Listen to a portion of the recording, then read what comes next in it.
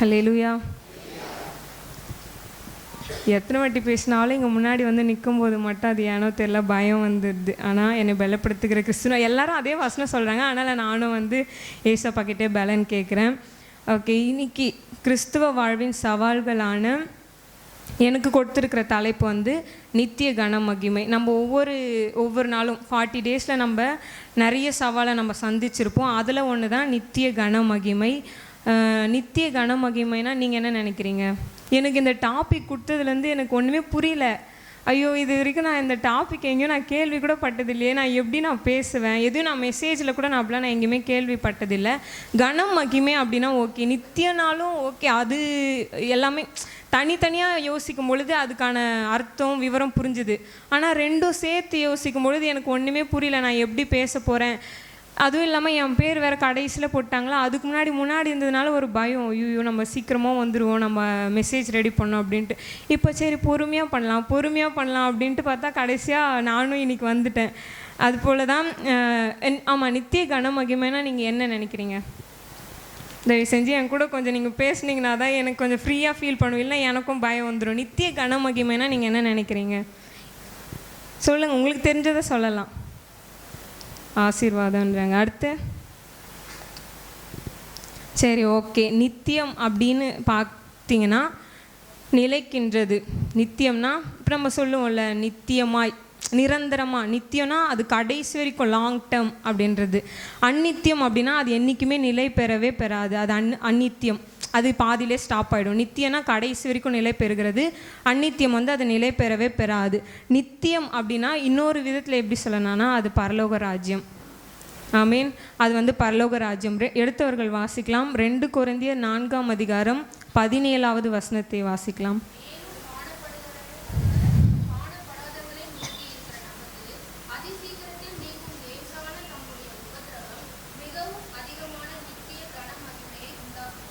ஆமீன். அல்லேலூயா. மேலும் காணப்படுகிறவைகளே அல்ல. நம்ம பார்க்குறோம் இல்லை, டெய்லியும் ஒரு விஷயம்னா நம்ம உலகத்தில் நிறைய பார்க்குறோம். இன்றைக்கி காலையிலேருந்து இந்த இரவு வரைக்கும் ஏசுப்பா நம்மளை நடத்தி வந்திருக்காங்க. நம்ம என்னெல்லாம் பார்த்துருப்போம் அப்படின்னு நம்ம ஜஸ்ட் நம்மளுடைய மைண்டில் ரீவைண்ட் பண்ணால் நிறைய காரியம் வரும். அது எல்லாமே என்னதுன்னா அந்நித்தியமானதுன்னு சொல்கிறாங்க. பார்க்குற எந்த ஒரு விஷயமும் எப்படி இருக்கா, அது கீழே வசனத்துலேயே கொடுத்துருக்காங்க. ஏனெனில் காணப்படுகிறவைகள் அந்நித்தியமானவைகள், காணப்படாதவைகளோ நித்தியமானவைகள். நம்ம பார்க்குற டெய்லியும் நம்ம உலகத்தில் பார்க்குற ஒவ்வொரு விஷயமும் அது எப்படி இருக்குன்னா அந்நித்தியமானதாக இருக்குது. நம்ம பார்க்காத ஒரு விஷயம் இருக்குது. அது என்ன தெரியுமா? யாருக்காச்சும் தெரியுமா? அது எதுவும் இல்லை, பரலோகம் தான். நம்மளுடைய பரலோக ராஜ்யம் எப்படி இருக்குன்னா நித்தியமானதாக இருக்கிறது. இங்கே போட்டிருக்கிறது காணப்படாதவைகளை நோக்கி இருக்கிற நமக்கு அதிசீக்கிரத்தில், உங்களுக்கு இன்னைக்கு வாக்கு தத்தமாக ஆண்டவர் உங்களுக்கு சொல்கிறாரு, அதிசீக்கிரத்தில் நீங்கும் லேசான நம்முடைய உபத்திரவம் மிகவும் அதிகமான நித்திய கன மகிமை உண்டாக்குகிறது. கரங்களை தட்டி ஆண்டவருக்கு மகிமை செலுத்துவோமா? இப்போ நம்ம ப்ரேயர்லாம் கூட பண்ணோன்னா நம்ம கடைசியாக சொல்லி முடிப்போம்ல, எல்லா துதி கன மகிமை ஒருவருக்கே செலுத்துகிறோம் அப்படின்னு சொல்லிட்டு நம்ம முடிப்போம். அதுபோல தான் இது வந்து இங்கிலீஷில் நான் பார்க்கும்போது எப்படி இருந்ததுன்னா, for the things which are seen are temporal. நமக்கு புரியணும்னா நம்ம சொல்லுவோம் இல்லையா, டெம்பரல் எல்லாமே. இப்போது ஒரு உலக பிரகாரமான காரியங்களில் நம்ம வாழ்கிறோம் அப்படின்னா அந்த விஷயம்லாம் நமக்கு எப்படி இருக்கான், டெம்பரவலாக இருக்கான். அது வந்து என்றைக்குமே நிலை பெறாது. அதுதான் நான் சொன்னேன், அந்நித்தியம்னா நிலை பெறவே பெறாது, நித்தியம்னா நிலைக்கின்றது அப்படின்னு சொல்லிட்டு. நம்ம கனமகிமை அதுக்குள்ளாக, நித்திய கனமகிமைக்குள்ளே நம்மளை ஆண்டவர் நடத்துறதுக்காக ஒரு சில 3 பாயிண்ட் மட்டும் நான் உங்களுக்கு சொல்லி நான் முடிக்கிறேன். 2 கொரிந்தியர் 5ஆம் அதிகாரம்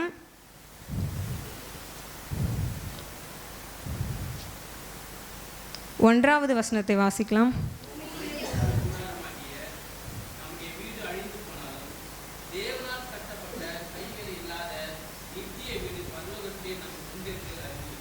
அல்லேலூயா. நம்ம முன்னாடியே சொன்னது போல தான், பூமிக்குரிய கூடாரம் ஆகிய நம்முடைய வீடு அழிந்து போனாலும் தேவனால் கட்டப்பட்ட கைவேலை அல்லாது. அது எப்படி இருக்குது, நம்ம இங்கே உலகத்தில் கட்டுற போல் இல்லை. நம்முடைய வீட்டுக்கு தேவையா எப்படி சொல்கிறது, இந்த சிமெண்ட் செங்கல்லாம் வச்சு அப்படி கிடையாது.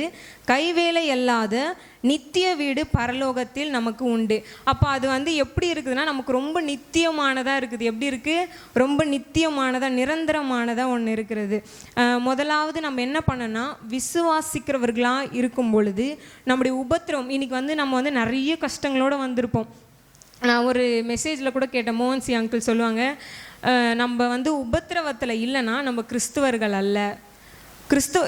வெளியே இருக்கிற ஜனங்களை விட யாருக்கு உபத்திரவம் அதிகமாக இருக்குதுன்னு பார்த்தீங்கன்னா கிறிஸ்துவர்கள் தான். அப்படி கிறிஸ்துவர்களுக்கு உபத்திரவம் இல்லைன்னா அவர்களுக்கு கிறிஸ்துவர்களே அல்ல அப்படின்னு சொல்லிட்டு அவர் ஒரு மெசேஜில் சொல்லியிருப்பார். எபிரேயர் 11:1 வாசிக்கலாம்.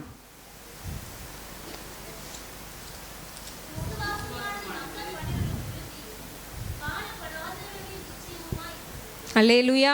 விசுவாசமானது எப்படி இருக்குன்னா, நம்பப்படுகிறவைகளின் உறுதியும் காணப்படாதவைகளின் நிச்சயமுமாய் இருக்கிறது அப்படின்னு சொல்லிட்டு. அதே போல் 3வது வசனத்தில், விசுவாசத்தினாலே நாம் உலகங்கள் தேவனுடைய வார்த்தையினால் உண்டாக்கப்பட்டதென்றும். ஆதியாகமும் 1:1 சொல்லிட்டார் ஏசப்பா. என்ன சொன்னார்? ஆதியிலே தேவன் வானத்தையும் பூமியும் சிருஷ்டித்தார் அப்படின்னு முன்னாடி வார்த்தையினால் அவர் சொல்லிட்டார். இவ்விதமாய் காணப்படுகிறவைகள் தோன்றப்படுகிறவைகளால் உண்டாகவில்லை என்றும் அறிந்திருக்கிறோம். நம்ம பார்க்குற எதுவுமே, இப்போது சயின்டிஸ்ட்லாம் நிறைய கண்டுபிடிச்சிருப்பாங்க இல்லையா, இத்தனை இதுவில் அவங்க கண்டுபிடிச்சது நிறைய இருக்கும். ஆனால் அது எல்லாமே அவங்களுக்குரியது கிடையவே கிடையாது. அது எல்லாமே யாருக்குரியது? அதுதான் நம்ம ஆதியாகமும் 1:1 பார்த்துட்டோம். ஏன்னா எல்லாமே சகல சிருஷ்டிகளும், மிருக ஜீவன்லேருந்து எல்லாமே, ஊரும் பிராணி எல்லாத்தையுமே யார் உருவாக்குனாங்கன்னா இயேசு தம்முடைய வார்த்தையினால் உண்டாக்கப்பட்டது என்று இவ்விதமாய் காணப்படுகிறவைகள் தோன்றப்படுகிறவைகளால் உண்டாகவில்லை என்று அறிந்திருக்கிறோம். இந்த எபிரேயர் 11 வாசிக்கும் பொழுது ஃபுல்லாக விசுவாசம் விசுவாசம் விசுவாசம் இப்படி தான். அதில் வந்து சில பேர் விசுவாசத்தை குறித்து இந்த 11வது அதிகாரத்தில் சில பேரை மட்டும் நான் சொல்கிறேன். ஆபேல் காயின் இருக்காங்க 11வது அதிகாரம் 4வது வசனத்தில். அதே போல் ஏனோக்கு அப்படின்றவங்க 11:5வது வசனத்தில், நோவா 11:7வது வசனத்தில், இப்படி நிறைய பேர் இருக்காங்க. நம்ம விசுவாசிக்கும் பொழுது நம்முடைய உபத்திரவங்கள்லாம் மாறும். அதற்கு எடுத்துக்காட்டாக நான் யாரை எடுத்திருக்கேன்னா ஆபிரகாமை தான் எடுத்திருக்கேன். ஆபிரகாம் பற்றி நம்ம எல்லாருக்குமே தெரியும். தன்னுடைய ஒரே பேரான குமாரனை கூட என்ன பண்ணிட்டாருன்னா மரிக்க ஒப்பு கொடுத்தார்.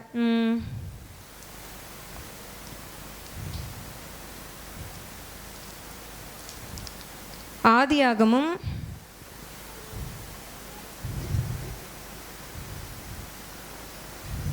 4 இல்லை சாரி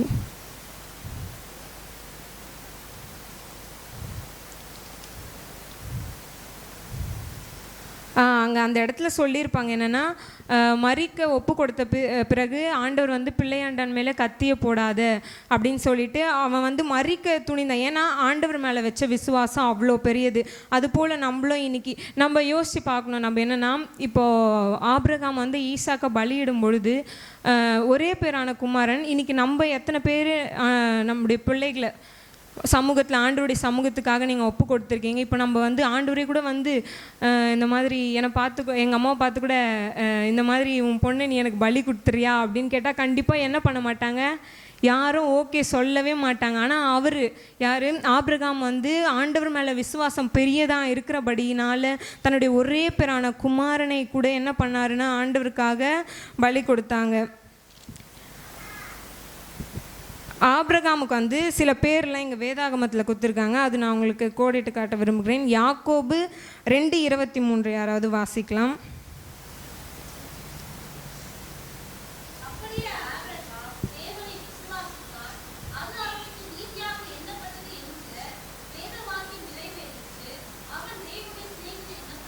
அல்லேலூயா. ஆபிரகாமுக்கு ஆண்டவர் கொடுத்த ஒரு முத்திரை அப்படின்னு பார்த்தீங்கன்னா தேவனுடைய சிநேகிதன் அப்படின்னு எண்ணப்பட்டாங்க. இன்றைக்கி நம்ம யாரெல்லாம் ஆண்டவர் கூட ஒரு ஃப்ரெண்டாக இருக்கணும்னு நீங்கள் ஆசைப்பட்றீங்க? நம்ம இருக்கும் உலக பிரகாரமான நிறைய ஃப்ரெண்ட்ஸ்லாம் இருக்காங்க தான். ஆனால் அவங்க யாருமே என்ன பண்ண மாட்டாங்க, நிரந்தரமாக இருக்கவே மாட்டாங்க. ஆண்டவர்கிட்டே அவர் என்ன பண்ணியிருக்காருன்னா தேவனுடைய சிநேகிதன் என்று பெயர் பெற்றவராக யாக்கோபு 2:23 இருக்குது. அடுத்து இன்னொன்று என்னென்னா ஆதியாகமும் 20:7 வசனம்.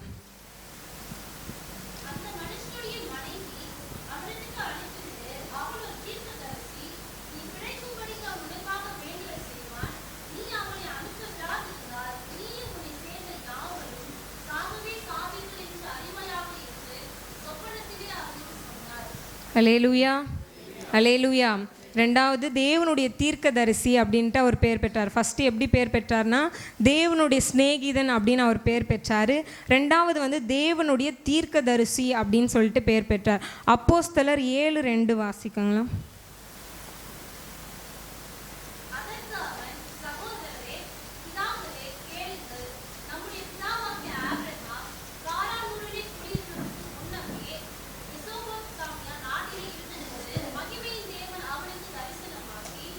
அல்லேலூயா. மெசொப்பொத்தாமியா நாட்டிலே இருக்கும் பொழுது மகிமையின் தேவன் அவனுக்கு தரிசனமாகி அப்படின்னு சொல்லிட்டு இந்த இடத்துல போட்டுக்கிறது. அவர் எந்த அளவுக்கு விசுவாசமாக இருந்திருந்தா தன்னுடைய ஒரே பேரான குமாரனை கூட அவர் ஒப்பு கொடுத்துருப்பார். இங்கே வந்து நான் எடுத்து வச்சு பார்க்கும்போது நான் யார் தான் எடுக்கிறது, கண்டிப்பாக ஒரு பாயிண்ட் எடுத்தோன்னா அதுக்கு எக்ஸாம்பிளாக யாருன்னா எடுத்தால் தான் புரியும் அப்படின்ற மாதிரி யோசிக்கும் பொழுது தான் ஏசப்பா எனக்கு ஆபிரகாமை கொடுத்தாங்க. 86வது வயதில் அவர் இஸ்மவேலை பெற்றார்ன்ட்டு ஆதியாகமம் 16:16 போட்டிருக்கிறது.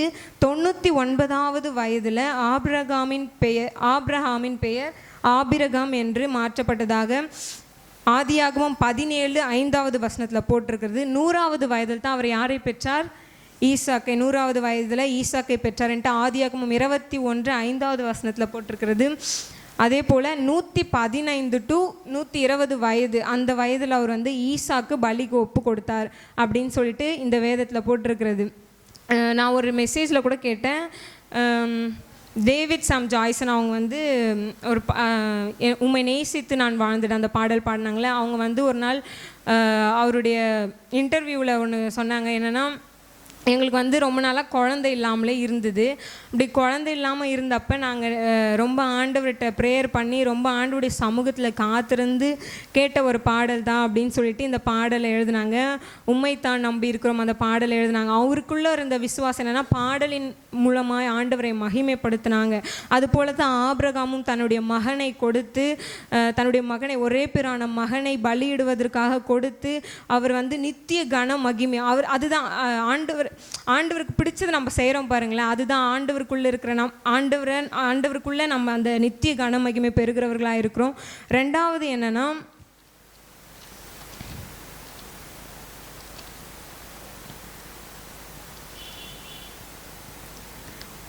ரெண்டாவது காரியம் வந்து அவருடைய அழைப்பை ஏற்றுக்கொள்ளும் பொழுது நம்ம இன்றைக்கி என்ன எப்படி இருக்கிறோம், நம்முடைய வாழ்க்கை எப்படி இருக்குதுன்னு நம்ம கொஞ்சம் ஒரு நேரம் யோசித்து பார்க்கணும். ஏன்னா அவருடைய அழைப்பு இருந்ததுனால மாத்திரம்தான் நம்ம இங்கே வந்து உட்காந்துருக்கோம். அப்படி இல்லாட்டி வெளியே எங்கேயாச்சும் இருந்திருப்போம், ஆண்டவரை தெரியாமல் பல காரியங்களை நம்ம ஈடுபட்டிருப்போம். ஆண்டவரை நம்ம அறிந்தபடியினால் மாத்திரம்தான் அவருடைய சமூகத்தில் இங்கே வந்து நம்ம உட்காந்துருக்கிறோம்.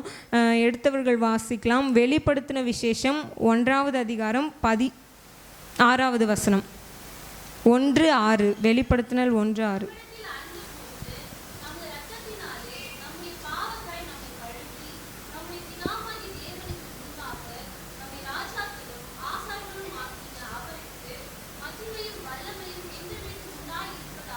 அல்லேலூயா.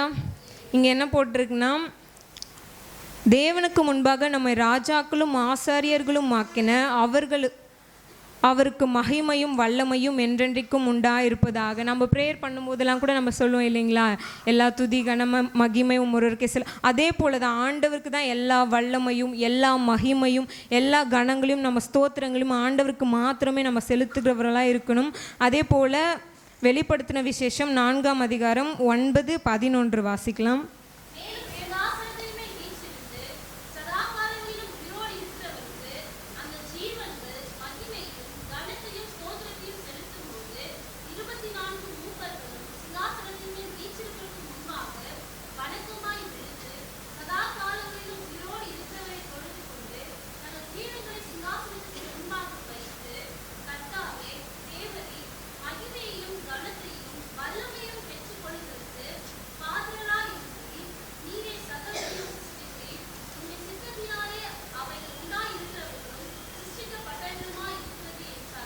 அல்லேலூயா.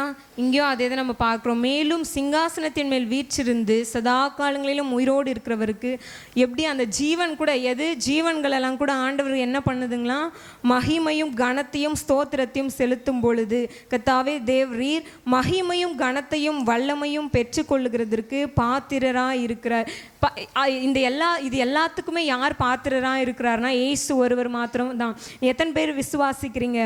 ஆண்டவர் மாத்திரம்தான் எல்லா வல்லமையும் எல்லா அதிகாரங்களும் எல்லா கனமும் எல்லா மகிமைக்குரியவர் யாருன்னா ஏசப்பா மாத்திரம்தான். அடுத்தபடியாக கூட முதலாவது விசுவாசம் பார்த்தோம். விசுவாசமாக இருக்கும் பொழுது ஆண்டவர் விசுவாசமாக இருக்கும் பொழுது நம்முடைய உபத்திரவங்கள் எல்லாம் மாற்றி ஆண்டவர் நித்திய கன மகிமைக்குள் நடத்துகிறவராக இருக்கிறார். அடுத்தது கூட அவருடைய அழைப்பை ஏற்றுக்கொள்ளும் பொழுது, அவருடைய அழைப்பு இன்னைக்கு ரொம்ப அவசியமாக இருக்கிறது. அதை நம்ம என்றைக்குமே உதாசனப்படுத்தவே கூடாது. என்னையும் சேர்த்து தான் சொல்கிறேன். ஏன்னா அவருடைய அழைப்பு மிகவும் பெரியது. நம்ம நினைக்கலாம் இன்றைக்கி எனக்கு இது எதுவும் வேண்டாம், நான் இப்படியே இருந்துறேன், நான் அங்கேயே உட்காந்துக்கிறேன், நான் பாட்டு பாட தேவையில்ல, எனக்கு இப்படியே போதும், இதுவே போதும் போதும் போதும் நம்மளே உட்காராமல் ஆண்டவருடைய அழைப்பை எண்ணி நம்ம அவருடைய நாமத்தை மகிமைப்படுத்தணும். அடுத்ததாக கூட அவருடைய மகிமை இல்லைன்னா நம்ம என்ன ஆகும் அப்படின்னு சொல்லிட்டு நான் ஒரு காரியத்தை உங்களுக்கு காட்டுறேன். 1 சாமுவேல் 4ஆம் அதிகாரம்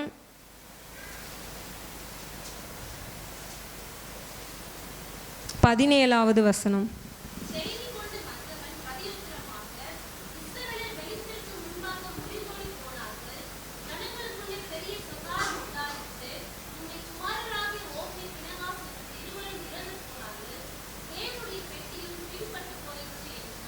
அல்லேலூயா. அங்கே பெட்டின் குறிப்பிடப்பட்டிருக்குது என்னதான், ஆண்டவருடைய உடன்படிக்கையின் பெட்டியை தான் அங்கே குறிப்பிடப்பட்டிருக்காங்க. நான் பெட்டின்னு பார்த்ததும் எனக்கு ஒன்றுமே புரியல, என்ன பெட்டி, ஒருவேளை சவ பெட்டியாக இருக்குமோ அப்படின்ட்டு ரொம்ப ஒரு மாதிரி ஆயிட்டேன். அப்புறம் பார்க்கும்பொழுது தான் தெரிஞ்சது அது ஆண்டவருடைய உடன்படிக்கையின் பெட்டி அப்படின்னு சொல்லிட்டு.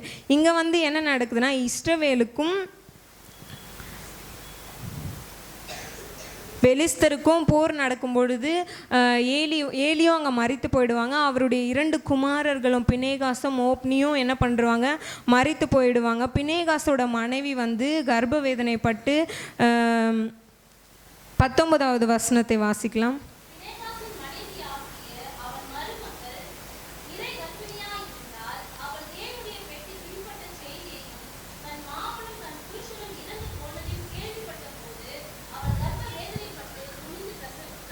அல்லேலூயா.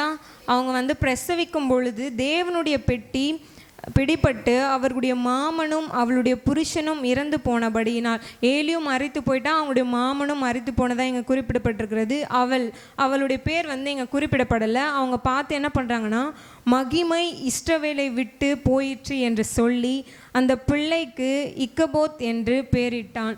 அதாவது மகிமை என்ன பண்ணுச்சான், அந்த இஸ்ரவேலின் தேசத்தை விட்டு என்ன ஆயிடுச்சுன்னா புறப்பட்டு போயிடுச்சு அப்படின்னு சொல்லிட்டு.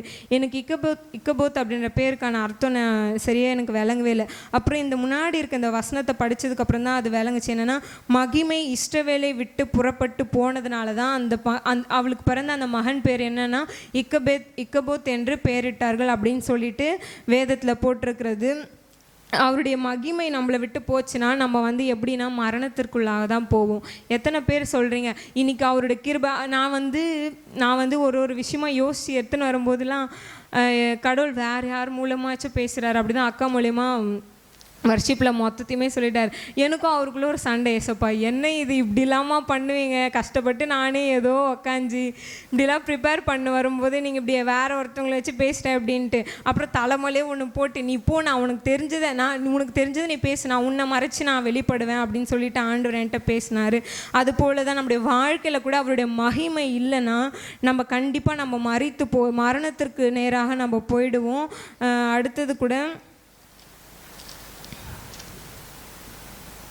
எரேமியா 29:13வது வசனம், 13-14.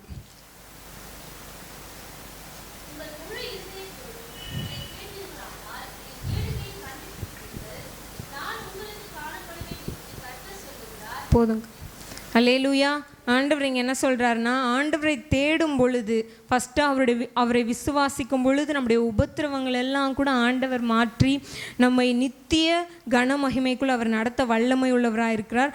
அடுத்ததாக கூட அவருடைய அழைப்பை ஏற்றுக்கொள்ளும் பொழுது, அவருடைய அழைப்பை ஏற்றுக்கொண்டு உணர்ந்து அவருக்கு பிரியமானதை செய்து நடக்கும் பொழுது ஆண்டவர் நம்மை நித்திய கன மகிமைக்குள் நடத்த வல்லமை உள்ளவராக இருக்கிறார். அடுத்து அவருடைய மகிமை இல்லைன்னா நம்ம கடைசியாக மரித்து தான் போவோம். எப்படி பினேகாஸ், ஏலி இப்படி அவர்கள்லாம் மரித்து போனாங்களோ அதுபோல் நம்மளும் மரித்து தான் போவோம். நாலாவதாக கூட அவரை தேடும் பொழுது இங்கே போட்டிருக்கிறது இல்லைங்களா, உங்கள் முழு இருதயத்தோடும் என்னை தேடீர்கள் ஆனால் என்னை தேடுகையில் கண்டுபிடிப்பீர்கள். அது கூட எப்படி சொல்லியிருக்கார் பாருங்களேன், முழு இருதயத்தோடும் தான்.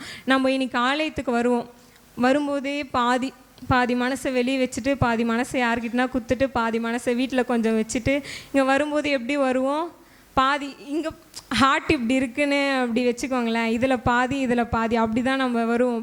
ஆலயத்துக்கு வரும்பொழுது அப்படி வருவோம். ஆனால் அப்படி இருக்கக்கூடாது. உங்கள் முழு இருதயத்தோடும், எப்படின்னா முழு இருதயத்தோடும் முழு ஆத்மாவோடும் என்னை தேடீர்கள் ஆனால் என்னை தேடுகையில் கண்டுபிடிப்பீர்கள்னா அதுதான் நம்மளுடைய பரலோக ராஜ்யத்துக்கு போகும் பொழுது ஆண்டவரை நம்ம கண்டுபிடிக்கலாம் அப்படின்னு சொல்லிட்டு நான் சொல்கிறேன். தேடும் பொழுது கண்டுபிடிப்பீர்கள். அடுத்து கூட நான் உங்களுக்கு காணப்படுவேன் என்று கர்த்தர் சொல்லுகிறார். இங்கே நம்ம பார்க்குறோம் இல்லைங்களா, நான் சொன்னேன் காணப்படுகிறது எல்லாமே எப்படி இருக்குன்னா அநித்தியமானதாக இருக்குது. நம்ம ஏசப்பாவை நம்ம என்னைக்காச்சும் பார்த்துருப்போமா? கண்டிப்பாக இல்லை. நம்ம வார்த்தையின் மூலமாக தான் ஆண்டவர் கூட நம்ம எப்படி கான்டாக்ட் பண்ணிக்கிறோம். வார்த்தையின் மூலமாக தான் ஆண்டவர் நம்ம இடத்துல பேசுகிறாரு. அதனால தான் நம்ம வந்து ஃபீல் பண்ண தான் முடியும். நம்மளால் ஃபிசிக்கலாக ஃபீல் பண்ண தான் முடியும். ஆண்டவரை நம்மளால் பார்க்க முடியாது. அப்போ அவர் நமக்கு எப்படி இருக்கிறாருன்னா ரொம்ப நித்தியமானவராக இருக்கிறார். எப்படி இருக்கிறாரு? நித்தியமானவராக இருக்கிறார். இந்த உலகத்தின் காரியங்கள்லாம் ஒரு நாள் அழிந்து போயிடும். இப்போது ஃபார் எக்ஸாம்பிள் நான் சொல்கிறேன்னா, இப்போது உலகம் இப்படி தான் போயிட்டுருக்கு. என்னென்னா இப்போது பேங்க்கில் ஏதாச்சும் காசு போட்டிருக்காங்க அப்படின்னு சொல்லிட்டாங்கன்னா போதும், ஒரு லட்சம் போட்டாங்க அப்படின்னு சொல்லிட்டாங்கன்னா போதும், உடனே யார்கிட்ட கேட்குறோமோ இல்லையோ எதுவும் இல்லை, உடனே நம்ம என்ன பண்ணிடுவோம், அதில் போயிட்டு நம்ம விழுந்துருவோம். நேற்று ஜாய்சக்கா கூட சொன்னாங்க, பிசாசுனோட ஆளுகை தனியாக இருக்குது, தேவனுடைய ஆளுகை தனியாக இருக்குது. நம்ம எந்த ஆளுகைக்குள்ளே இருக்கிறோம், யாருக்குள்ளே நம்ம வழி நடத்துகிறோம் அப்படின்னு சொல்லிட்டு மிகவும் முக்கியமானதாக இது இருக்கிறது. நம்ம வந்து உலகத்தின் மகிமையை பார்த்து என்றைக்குமே வியந்து போகவே கூடாது. அப்படி நம்ம வியந்து போனோன்னா ஏலி, பினேகாஸ், ஓப்னி போல தான் நம்ம மரித்து போவோம். நம்ம வந்து உலகத்தை பார்த்து என்றைக்கும் வியந்து போகாதபடி இருப்போம். அடுத்து கூட சங்கீதம் 119:71.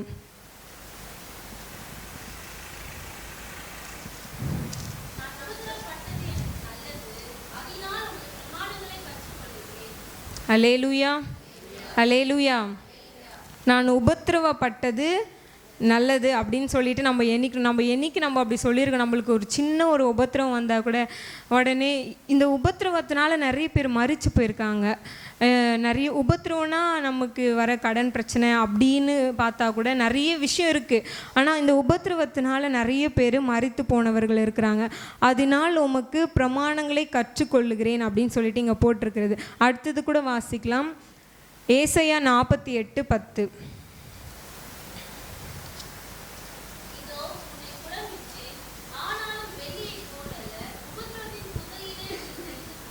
அல்லேலூயா. நம்ம தெரிந்து கொள்ளும் பொழுது எப்படி தெரிந்து கொண்டுக்கிறார். இப்போ சில பேர்லாம் சொல்லுவாங்களே, நான்லாம் பிறந்ததுலேருந்தே பணக்காரன்டா, நான்லாம் பிறந்த உடனே நான் எங்கள் ஆயா கூட அடிக்கடி என்ன அப்படி தான் சொல்லுவாங்க, உன்னை பிறந்த உடனே காசு கீழே தான் உன்னை போட்டு படுக்க வச்சோம், ஆனால் உன் தங்கச்சிக்கு எதுவுமே பண்ணல. அப்படிலாம் கிடையாது. அதெல்லாம் உண்மையே கிடையாது. அது வந்து நம்முடைய நிஜ வாழ்க்கையில் அவங்க சொன்னது அப்படி இருக்கலாம். ஆனால் ஆண்டவர் எப்படி சொல்லியிருக்கிறாருன்னா, இதோ உன்னை புடமிட்டேன், ஆனாலும் வெள்ளியை போல அல்ல, உபத்திரவத்தின் குகையில் வெள்ளியை போல கூட ஆண்டவர் நம்மளை புடமில்லை. எப்படி நம்மளை புடமிட்டிருக்கிறாருன்னா, உபத்திரவத்தின் குகையிலிருந்து தான் ஆண்டவர் நம்மளை எப்படி பண்ணியிருக்காரு, உண்டாக்கியிருக்கிறார். அப்போ நம்ம எப்படி இருக்கணும், எவ்வளோ பெரிய உபத்திரம், எப்படி சொல்கிறது, மரணமே வந்தாலும் பரவாயில்லன்னு ஆண்டவருக்காக மாத்திரம்தான் நிற்பேன். இன்றைக்கி எத்தனை பேர் நீங்கள் ஒப்பு கொடுப்பீங்க? பரவாயில்ல, இப்போ நம்ம சுவிசேஷம் சொல்ல போனால் கூட மரணமே வந்தாலும் நான் ஆண்டவருடைய ஊழியத்தை செய்வேன் அப்படின்ட்டு நீங்கள் விசுவாசிக்கணும். அடுத்ததாக கூட ரோமர் 5:3-4 வாசிக்கலாம்.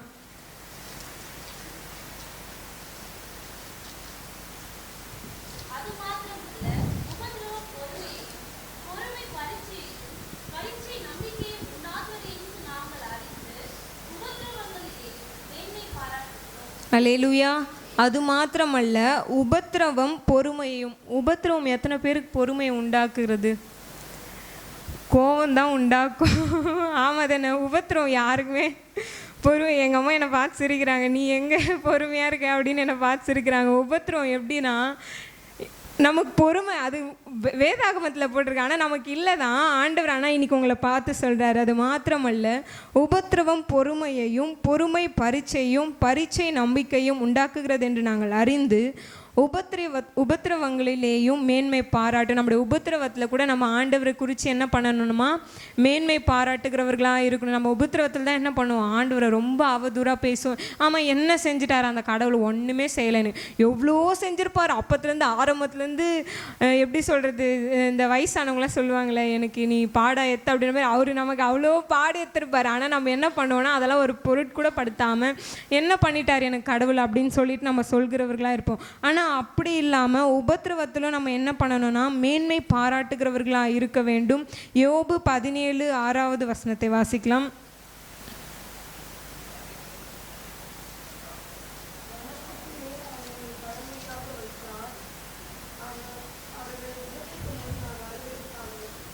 அல்லேலூயா. ஜனங்களுக்குள்ளே அவர் என்னை பழமொழியாக வைத்தார், அவர் முகத்துக்கு முன் நான் அருவருப்பானேன் அப்படின்னு. நீங்கள் யோபு பற்றி நம்ம எல்லாருமே தெரியும். ஆனால் நான் ஃபஸ்ட்டே இது எடுத்திருந்தேன்னா கண்டிப்பாக அது எல்லாருமே யோபு பற்றியே பேசிட்டாங்க. நம்மளும் யோபு பற்றி பேச வேணாம் அப்படின்னு சொல்லி. ஆனால் அவரும் உபத்திரவத்தின் குகையிலிருந்து தான் அவரும் வெளியே வந்தார்.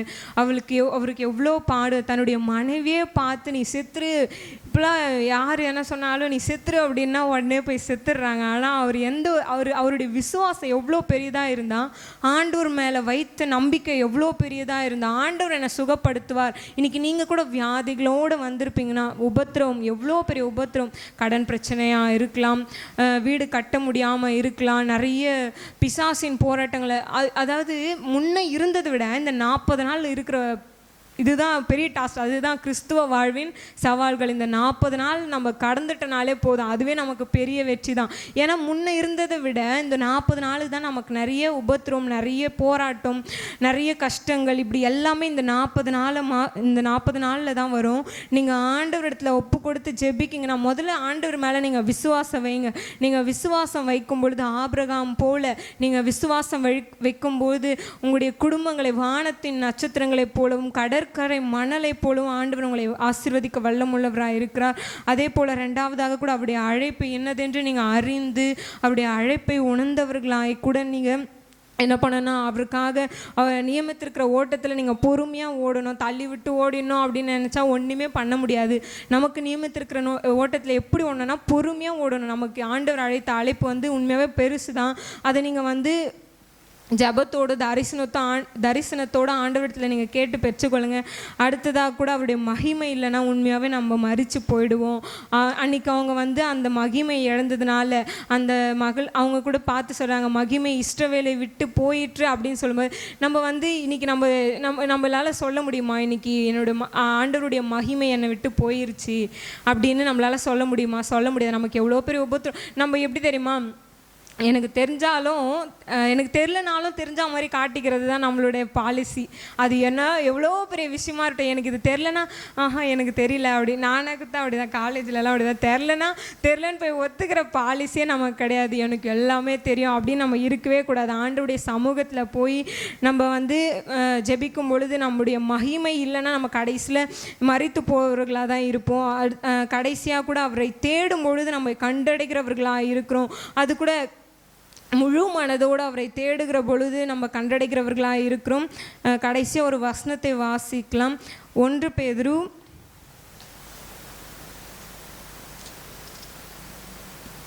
5:10.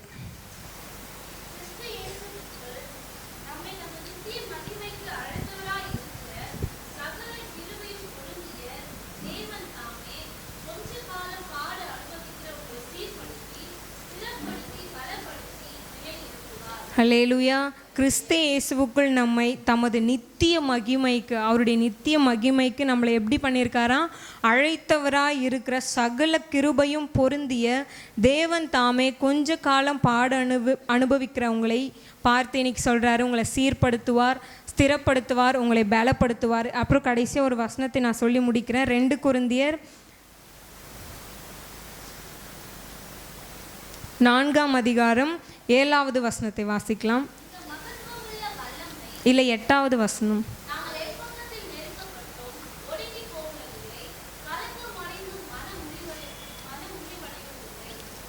அடுத்தது